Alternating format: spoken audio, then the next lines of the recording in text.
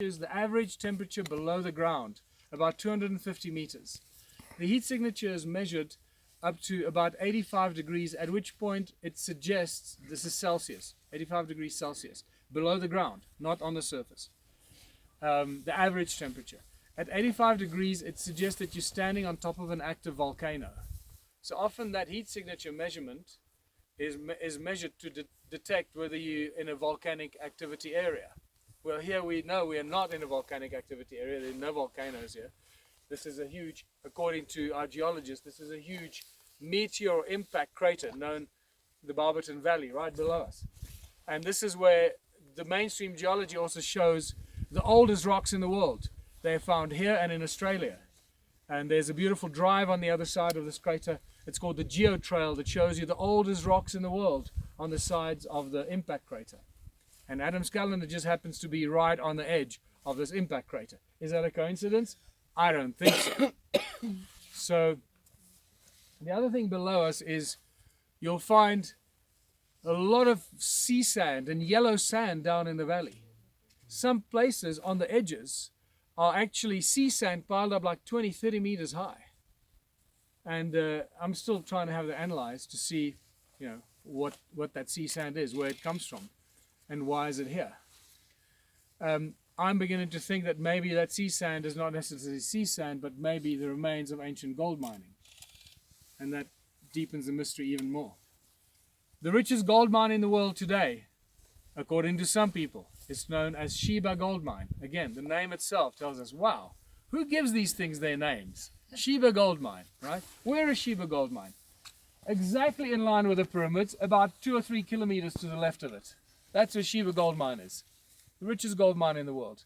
Now, when we're out of the rain, I'll tell you a story. Please remind me to tell you a story about Sheba Gold Mine. That'll simply boggle your mind. From mainstream geologists that surveyed it in the 80s. What we find is the circle of Adamscalender ends right over there. And that's where we have the Horus Stone and the 3 stones of Orion that mark the rise of Orion's belt right above Adamscalender.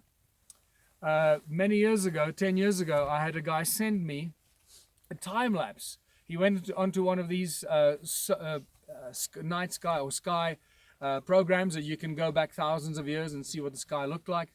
So he went back about 100,000 years or so and measured the move of Orion's belt. And what it does is quite spectacular. It rises above there. It rises at this angle, the 3 stars of the belt, like this. And then it moves. It moves that way, it moves north, and then it falls flat. Then it moves back on the horizon, then it lifts up again, and then it moves back that way, then it falls flat on the horizon, and moves back this way. But the cycle that it creates is a cycle that I have not found in any history books or any archaeoastronomy books or anywhere else. It's a whole new cycle. It's about a 10,000 year cycle. And that cycle doesn't make any sense to me. So I need to go away and investigate what cycle is significant in archaeoastronomy. It's a 10,000 year cycle.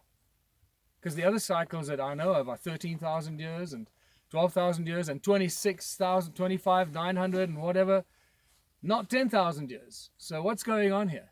Something else is happening here that we need to reinvestigate. So let's go and look at the Horus Stone. And the Horus Stone, again, we discovered completely by accident. I came here one early morning with another guy that drove me here. We were looking for something else. And we walked down there, and the bottom of the Horus Stone was covered by soil, so we couldn't see the head.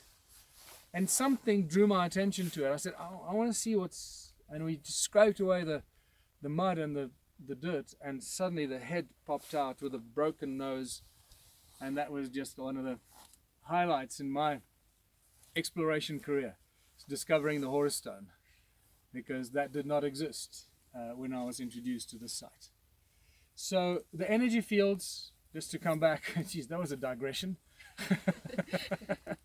So as you measure the heat signature, it rises from about 8 degrees, 9 degrees, and 20 degrees. And when you on the edge, I think it rises to about 20, 22 degrees right on the edge.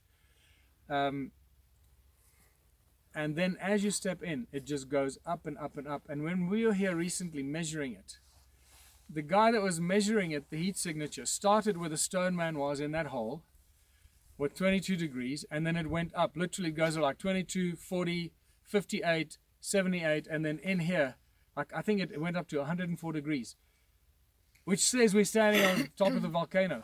By the time he walked from there to here, measuring that, the entire device battery was drained. It was dead. Just from there to here, gone. There's many more experiments that we've done. We've measured electromagnetic fields around here, very powerful electromagnetic fields running horizontally around here, but it keeps changing. The measurements keep changing. They're never the same. Electromagnetic fields and magnetic fields in between here. Here they spiral up and they come down. They do both. They go up and they go down inside a moving field this way. So we detected and concluded many, many years ago already that we're sitting inside a toroidal field. And that's exactly what this is. Adam's calendar is a toroidal field. And it pulses and vibrates. And it gets its energy from somewhere down here. Or maybe up there. Many psychics have told me that there's some crystals, there's a cave and crystals underneath here that are the power source for this. Some people have channeled that the pyramids in the valley are working with the calendar, and that there's a flow of energy between the two, and that it's actually working on balancing and repairing Gaia from all the harm that's being caused to her at the moment by the mining, all the thousands and thousands of years of taking out minerals, mining the planet to death. A lot of information. So I'm going to show you two more places. First the Horus Stone and the Orion's Belt stones, and then finally right there in front of the northern stone marker, which is the most significant place of this entire site. So if you just follow me to have a look at the Horus Stone, the Orion's Belt stones, and then from there up to that place over there.